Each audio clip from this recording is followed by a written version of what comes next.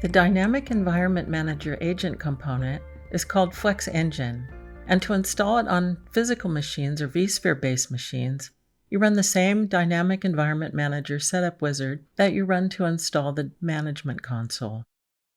Copy the installer file to the system where it will run or to a location accessible to the system. Double-click the installer to start the wizard and follow the prompts until you get to the Setup Type page. Select the Custom Setup Type. Verify that the DEM FlexEngine components are enabled and that the DEM Management Console component is disabled. If you have already installed the Horizon agent on the machine, you won't need to choose a license file. Follow the rest of the prompts to complete the wizard. This agent on a virtual desktop or RDSH server will read the Dynamic Environment Manager configuration file and then apply application and user environment settings. The agent is installed in the C program files Omnissa DEM directory, and it's called flexengine.exe.